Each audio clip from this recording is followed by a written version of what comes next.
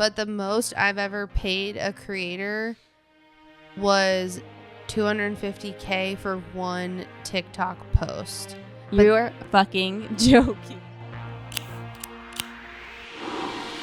Oh my god. Hi, girlies. Hello, Jenny. Hi, Bria. How are you? Good. How are you? I'm feeling very much on one.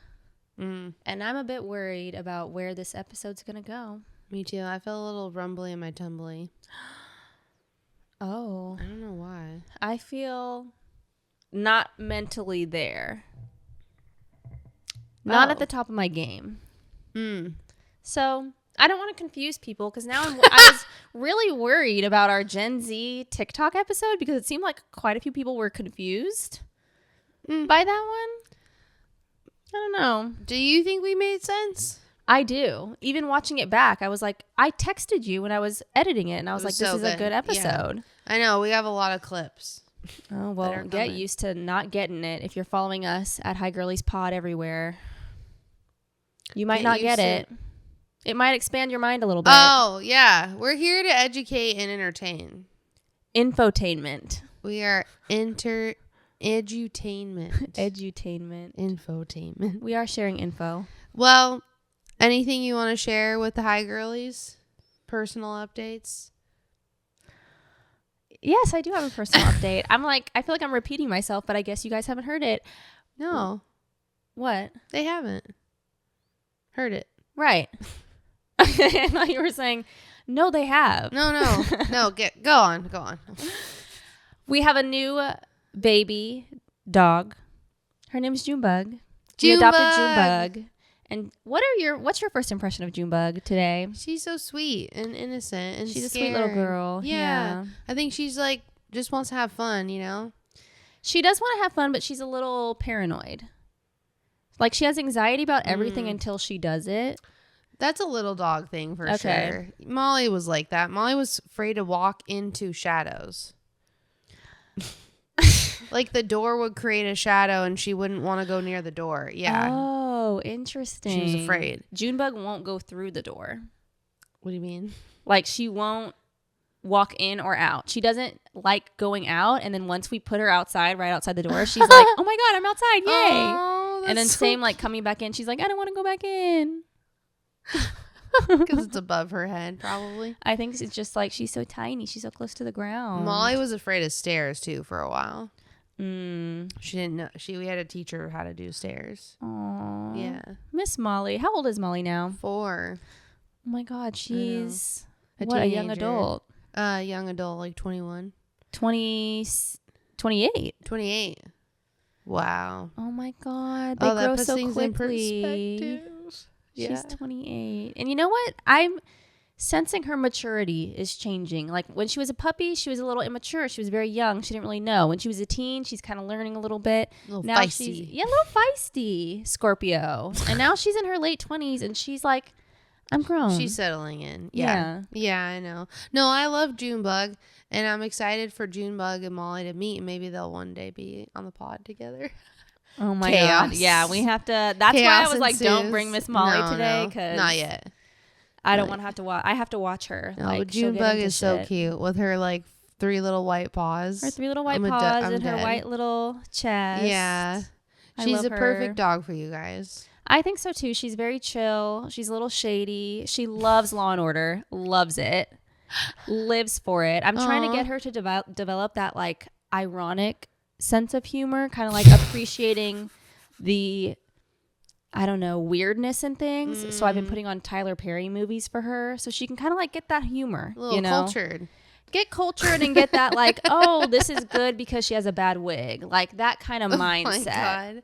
Yeah, Molly really likes like RuPaul's Drag Race. Love. Yeah, she was addicted when I first got her. But speaking of reality TV, I feel like there's so much going on in the reality TV, in the Bravo world of it all. Oh my gosh, yes. I feel like all of the seasons, it's been like in this 2-month period, all the seasons have been on their way ending and wrapping everything up. Yeah, like Salt Lake has almost wrapped with their final episode of the reunion. Is it a 3-parter? Yeah. Oh, wow. And Beverly Hills has had some shit go down. Have they? I caught up this week. Okay, I'm not caught up. I got to like tea. Camille Grammer coming back and all of that, and then I was like, this is dumb. No, but on Housewives on Beverly Hills, basically, do you remember at the beginning of the season, Kyle was like, yeah, I text PK, but like we just like send memes and shit, which is weird, right? I find that odd. We will unpack that.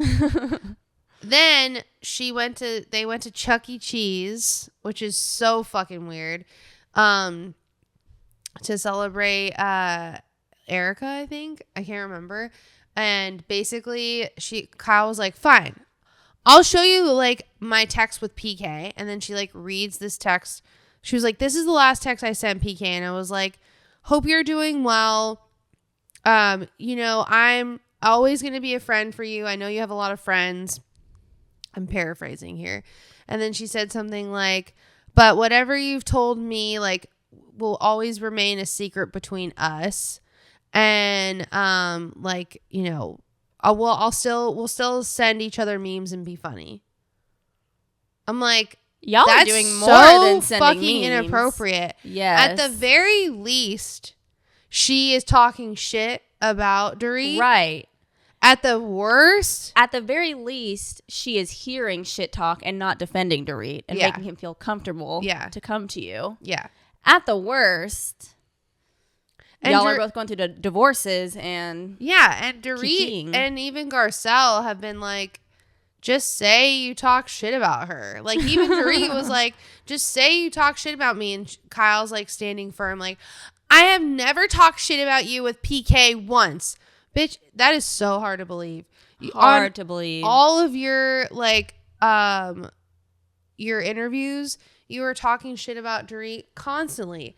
How could you not do it in the privacy of your home when Dorit was like, when you still lived with Maurice and PK would come over when we were, when they were trying to figure out their shit. She was like, I'm sure she came home and talked shit to PK about me. But the fact that she like won't tell me what they've kept a secret, and Kyle tried to like blame it on the producers. She was like, I can't talk about the fourth wall, like saying like her and PK have like told stuff to the producers or something.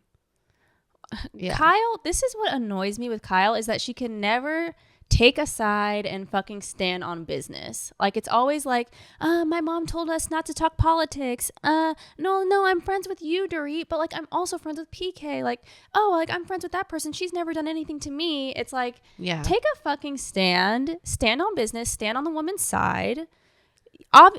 Do you really value your relationship with PK that much that you're willing to fuck up your relationship with Dorit? Yeah. Really? Really. I mean, Garcelle even was like, I think for Kyle right now, it's like an identity crisis. Like she's trying to figure out who she is, and she's just like a mess going around. Because Garcelle, like point blank, was like, it's okay if you're a lesbian. And Garcelle is too much. Kyle said that PK texts her. Do you remember that? Yeah. She's too much. Yeah, I know. And then Garcelle left that Chuck E. Cheese because it was only Erica, Garcelle, Sutton, and Kyle, and went straight to Bose and was like, this is what the text that she showed us. And Bose was like, oh, how convenient that me and Dorit were not at this Chuck E. Cheese. And you like read the text message, but like when Dorit's like, can I see your messages with PK, you won't show her because you know you're doing something fucked up. Kyle, you're fake. But I really don't need Sutton anymore. None of us do. And I just found out that Sutton's dog is named Junebug. I was gonna tell you. Oh my god, I was watching that this week and I was like, oh my god, Bria named her dog the same name as Sutton? Sutton is culturally appropriating because Junebug is a black Southern name. It is not for you to use Sutton. Let me guess, the dog is brown? White. She's trying to be ironic. That fucking bitch. It looked like a like a pit bull or like a Frenchie, I think. Okay, that's an interesting combination. I was like, this dog does not look like a June bug. That was not the name to name this dog. This dog looks like Keith. A Karen or something. Yeah. Keith or Karen, honestly. Like, yeah. Or I'm done with her. Yeah, I was shocked that the dog's name was Junebug. She was trying to go for that southern shit. You know what? I'm not buying it. I'm not buying it. I'm done with her. Yeah. Honestly, I'm done with Beverly Hills in general. I mean, that's like the only, like, I was watching Watch What Happens Live and they were talking about that and I was like, okay, let me catch up. Because, like, other than that, it's been boring as hell compared to, like, Salt Lake. And I need to watch Real Housewives of New York because people are talking about how, oh my God. Okay, talking about what? How dark Bryn is. Oh, I don't even want to know. I don't want to spoil it, but I'm like, Bryn has bad fucking vibes. You want to know some tea? This woman who come closer. Come here. This woman who used to be Kara and my like sort of boss. She was like a temp for our boss that went on mat leave, who then didn't come back, and then they were going to potentially hire her.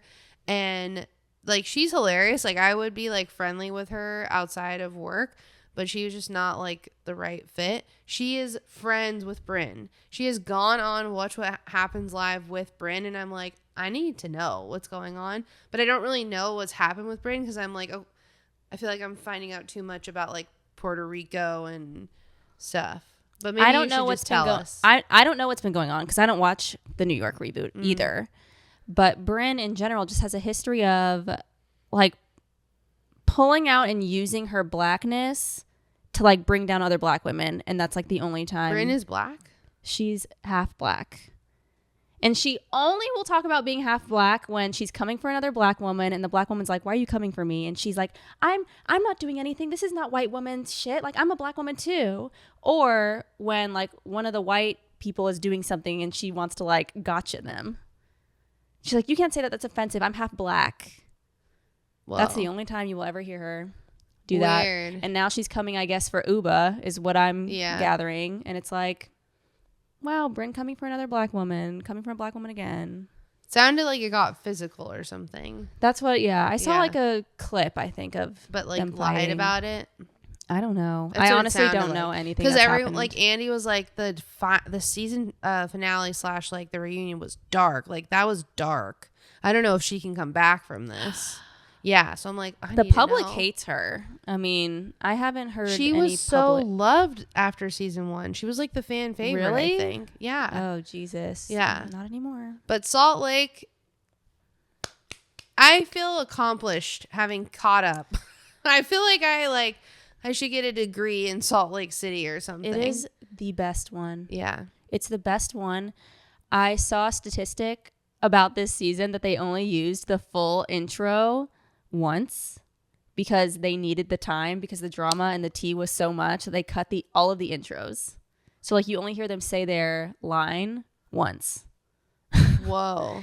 And that's how much tea there is. Like it never stops on that show. Yeah. It's so good. What are your thoughts about Mary Cosby and her son's storyline? Oh my God. I have been a Mary Cosby truther since season 1, and people tried to hate on her and act like she was crazy. Was that you? I'm not the only one. You're not the only one, but you thought she was crazy. Listen. What was your first impression? Like a gaslighter. Like throwing like a bomb into a situation being like, I didn't throw that bomb. And I was like, yes, you did. Roll back the tapes. She admits it. Did you call me inbred? Yes. Okay, that's the only time she's admitted to saying something, which also was hilarious. She is hilarious, and I feel like her opinion changes so easily and so quickly that it's like 1 second she's coming for Angie K, and the next second Angie's like helped her fix her makeup or something. So she's like, I actually love Angie. I mean, through the craziness of Mary Cosby, we've gotten so many iconic lines like, little girl. That is so good. I just said you smell like hospital. Yeah. Like it smells like hospital. Can we go? Remember when they went to the Trixie Motel and she like refused to leave the bus and she was like, can we go to McDonald's? Yeah. Iconic. I respect Mary Cosby now. At first I was like, what are you trying to do? Your house is a mess.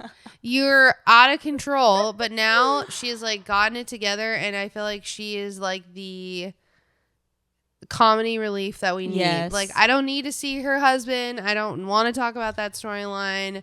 Leave it in the past. She won't get to that.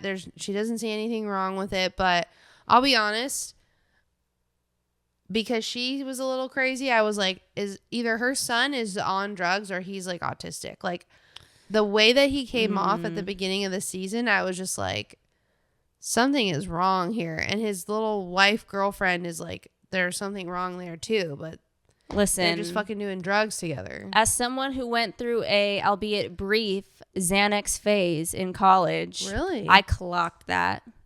I clocked that in an instance. You are a zombie. He probably doesn't even remember that he filmed any of that. You're eating your fucking donut in bed, like. Well, on Watch What Happens Live, Mary Cosby said that like she sat down with him and was like, do you want to do this on camera? And they talked about doing it before, like just like bringing it up on camera. I mean, because it's a choice, but I like everyone, even on the reunion and on Watch What Happens Live, like, on the one hand, it could be like defaming his character. Yeah. But on the other hand, it's really powerful to hear that story in the public and see someone that's relatable or sort of relatable going through a situation that like you could potentially have with your kid or your friend or a family member. And exactly. You know, it was hard watching all of those housewives on the reunion, especially Whitney. Say what you want about Whitney, but like her father has dealt with that, and she's not speaking to him because he's strung out on drugs, and it's sad. It's hard to figure out how to help someone see that they need help. Yeah, this is why the Real Housewives, to me, I feel is so important to have. Like the fact that we can watch someone like Mary Cosby. They're on season 5, so like she took, she wasn't there for a little bit, but we got to know her, and like she's funny, and she's never really in anything super serious. Yeah. And then to see this like affect her, it's like it could affect anyone. Yeah. I want to know who Mary Cosby's plastic surgeon is, though. Oh, but my Mary God. Cosby looks like she's gotten like filler. Maybe, yeah. Or something. I don't think she's gotten like surgery. I don't think she's gotten surgery, but it looks like she's gotten like filler and maybe like either a facelift or like an eyebrow lift. Like, I mean, she looks amazing. She might have gotten like her eyelid fat removed. A lot of people do that. Oh. And that's like covered by insurance because you can be like, I can't see. Wow. But yeah, I just want to know, like, what are you doing so I know to do that? Right. She looks great. Yeah, she does. I'm very excited for what's to come on Salt Lake. I slept on it for so long, but it's actually so good. I know. Oh man, so good. It. Yeah. And I will say, I know you're not caught up, but we need to circle back when you're caught up about Bronwyn. As of right now, I do like Bronwyn. Wow. I think that she's rich. I love it when a housewife is actually rich. Yeah. I love an old husband. I love the vibe. I think she causes some shit on purpose because she's trying to get her storyline in and get renewed. But I like her so far. Okay. Maybe it'll go downhill. We'll see. I don't know. You'll let me know. All I know is that her husband has one foot in the grave and another on a banana peel. That was a good line.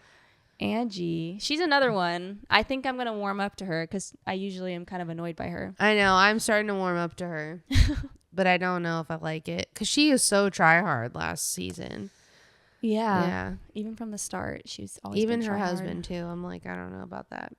Amen. Well, I think the elephant in the room, if you will, on Hot Topics is the conversation that is breaking up families and relationships is the Justin Baldoni versus Blake Lively. Is it breaking up families and relationships? No, but like I just feel like a lot of people are fighting about it. Like I feel like a lot of people I talk to are like Team Justin, and I'm like, why? And now I'm like, look at how dumb you fucking look. Because that 7-minute conversation, even people online are like, well, she texted him at 1:50. He sent her a voicemail back at 2 a.m. Y'all will say anything you need to uphold fucking patriarchy.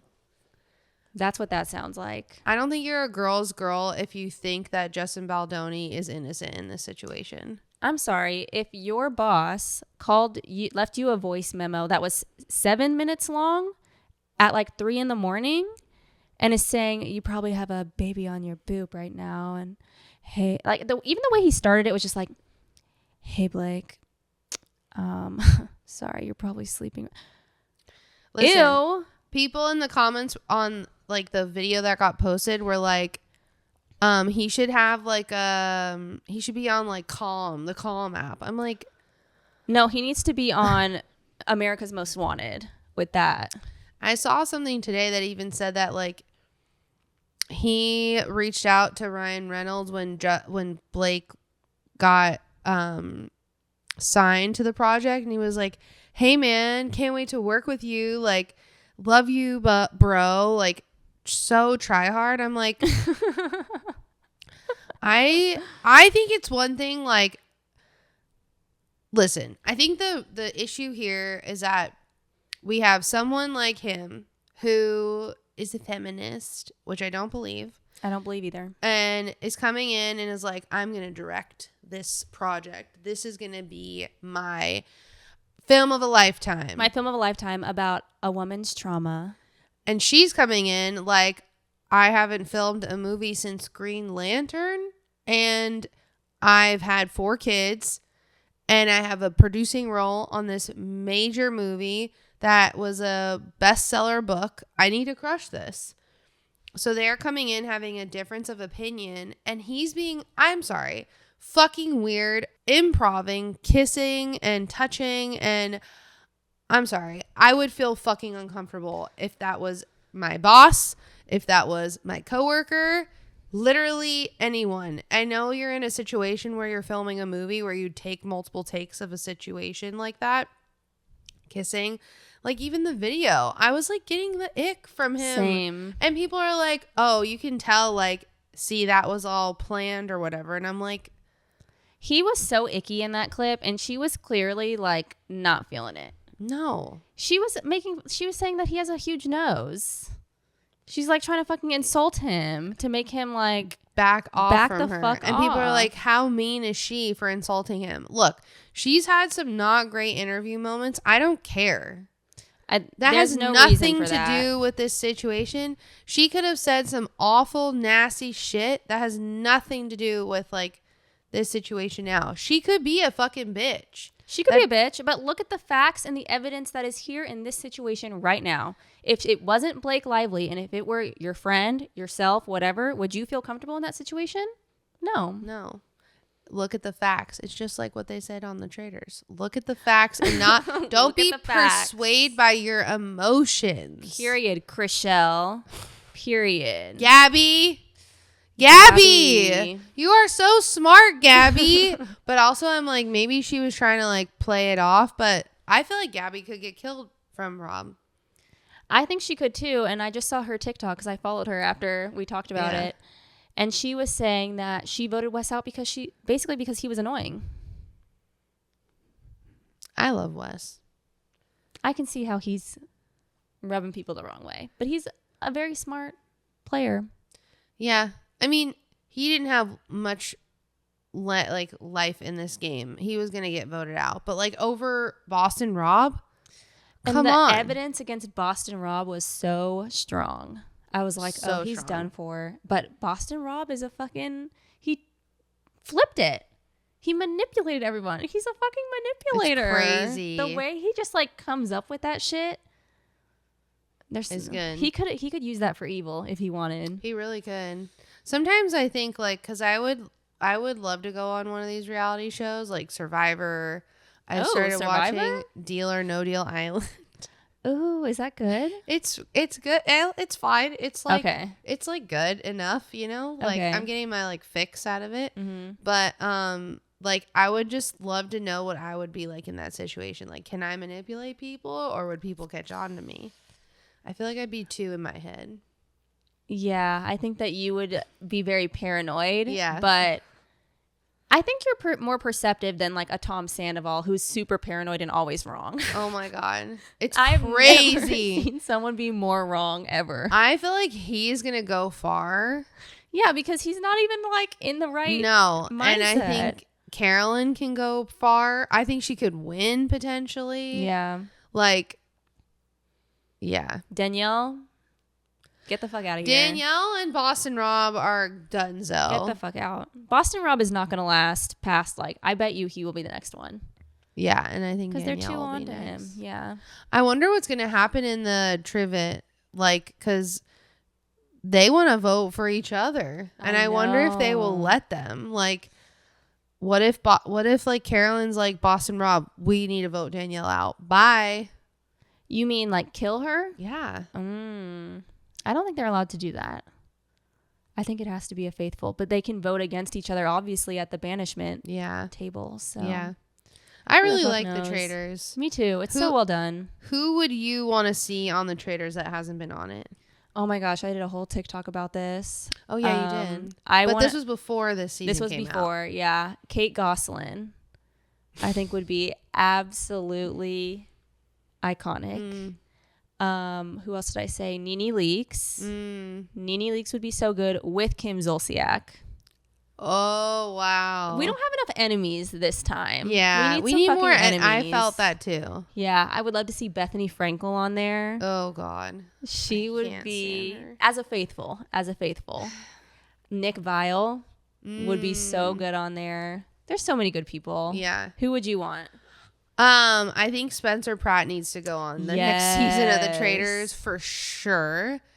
With Heidi or without, but like definitely he needs to be on there as a faithful. I think either way, I just so chaotic, so chaotic.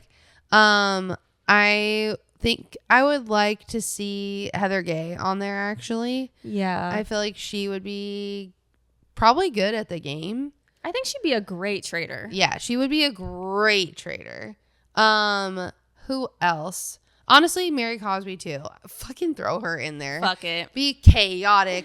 I think New York, Tiffany Pollack definitely needs to go on the Traitors. Like she's been on the show House of Villains twice.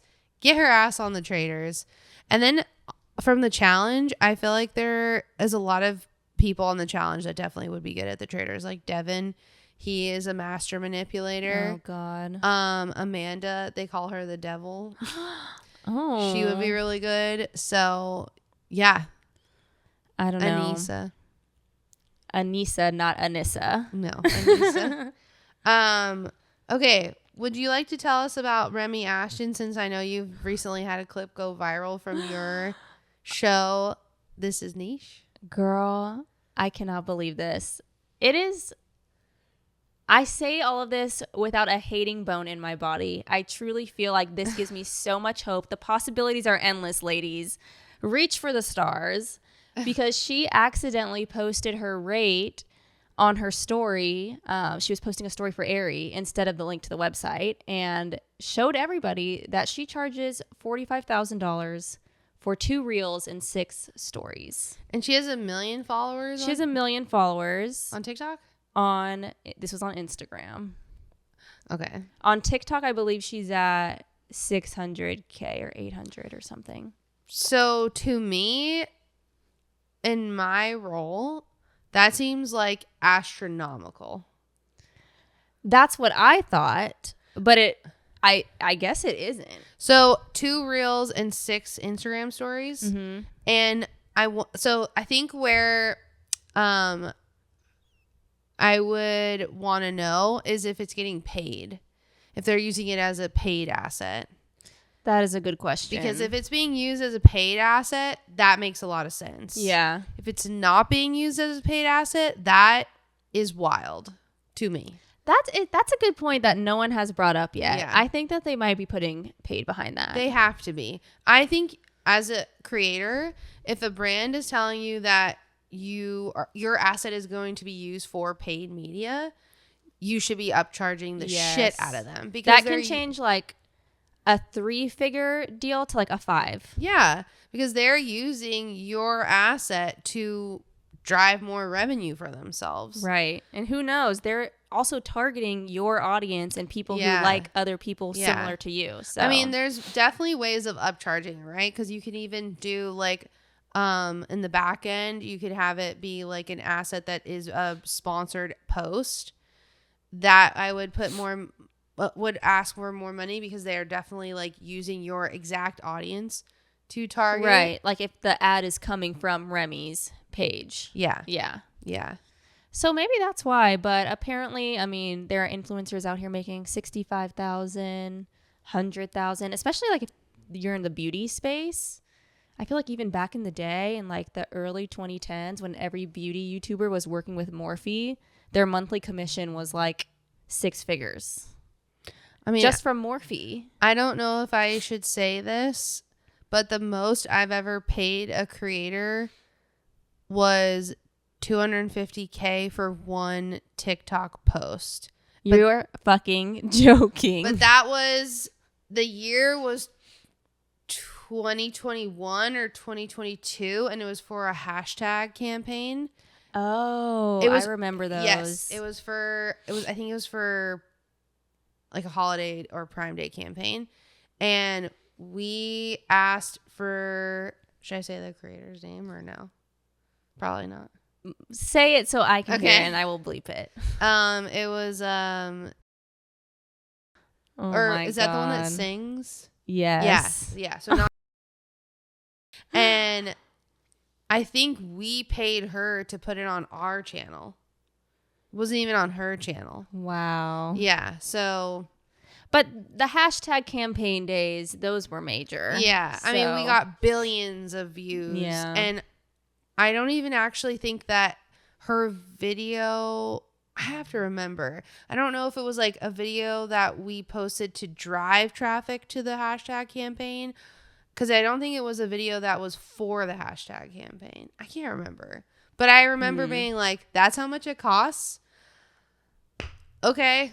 She has like multiple millions of followers. Yeah, no, I feel like that's definitely, you get your return on investment there. But I don't know. Even when I was working at FabFitFun, I never saw anything that was like 6 figures, even if it was like a housewife or something.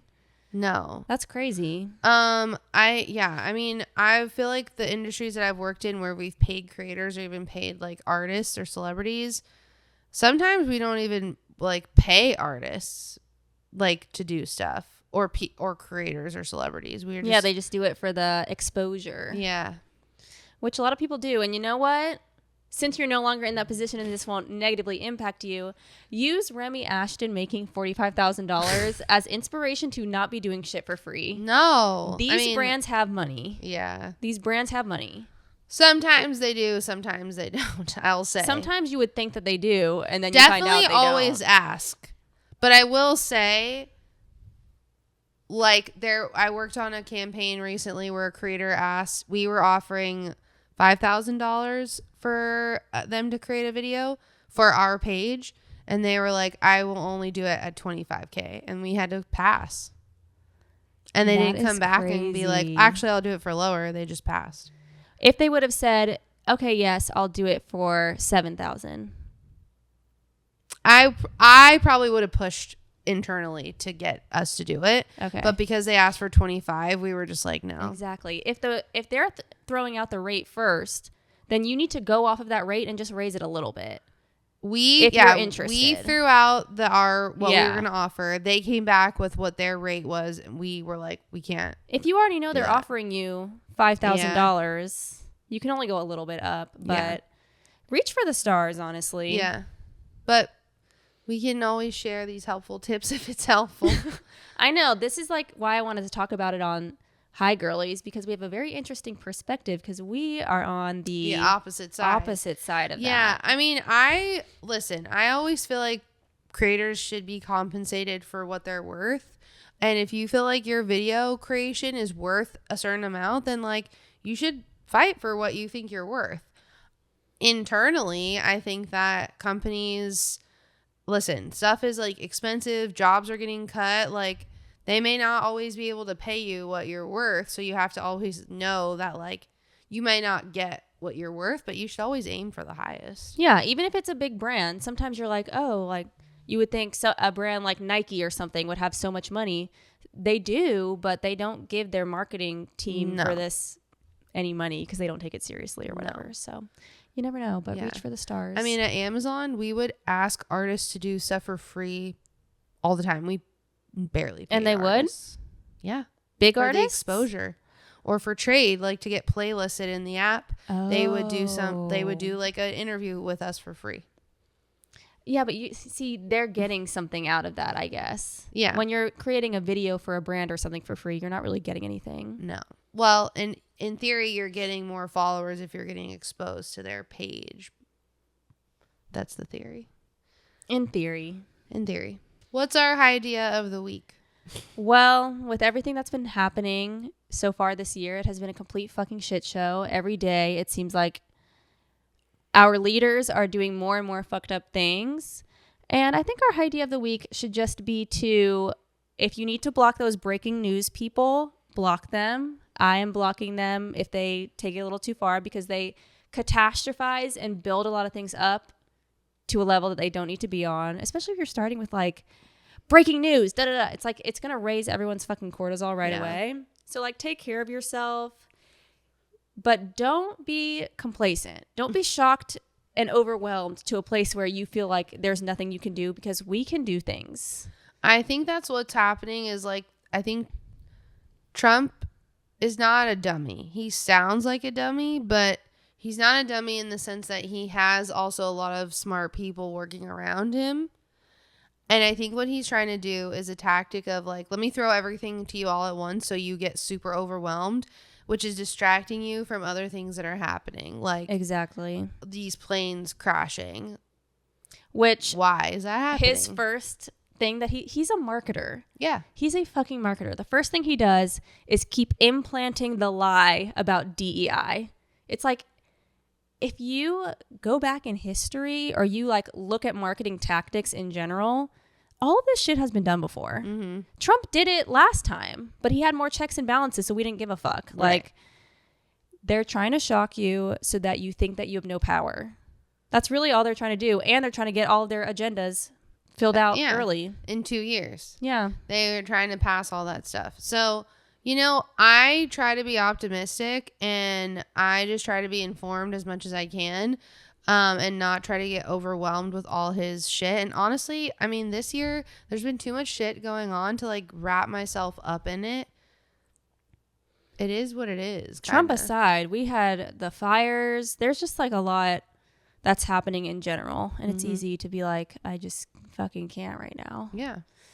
So just hang in there. You do not know any undocumented immigrants. I don't know anyone who's undocumented. You don't know anyone who's undocumented. So you don't either. We don't talk to law enforcement. We know our rights. If you don't know, learn them and just fucking survive. Because honestly, that's what they're trying to do, is just like cut off our survival. And also like, don't put your life on hold because of like things that you're seeing in the news. Like, yes, I think it's really hard to process as like someone who wants to have a baby, to like want to have a baby in this climate and bring them into this shit. But like, honestly, we don't know what the future looks like. And that can be scary to try to bring like an innocent life into this. But like, I feel like history repeats itself. I feel like our parents dealt with this similar shit in the 80s. Maybe not to this extreme. But I mean, in the 70s with Nixon was fucking nuts. Yeah, I mean, Reagan, like there was massive recession. It was hard for people to get gas. Like there was always shit going on. So I think it just feels more amplified and more dire with social media, just constantly seeing it in your face. And just go take a walk and maybe like smoke a little and maybe smoke a little. And along the same lines of not stopping what you're doing, if you are trying to like be self-employed or do freelancer stuff like that, you have control over your own schedule and you can't just like take time off or whatever. Do not get paralyzed by all of this news and all of what Trump is doing, and stop the dream. Just like your business, keep building your business, keep saving money. I think that saving money is quite important right now because we don't know what the future is going to look like. But it'll be okay. As long as we don't turn on each other, it will be okay. And I think that we are gaining more class consciousness in realizing that we aren't each other's enemies. It's the fucking oligarchy that is running our country that we all can unite against. So, anyways, we have each other. We have each other. And our pups. We have our pups. We have you guys. We're going to get through it. We're going to get through it. Hopefully, we see a country in the next year where like marijuana is federally legal. I think that we are heading there. I don't know. I didn't read Project 2025, but is there anything weed related in there? I don't remember, but I think that Trump has said in the past that he's okay with legalizing it. So let's do it. Give us one good thing. At least do that. Yeah. I mean, Jesus. We need to survive somehow. Should we end it? Yeah. Okay. Bye girlies.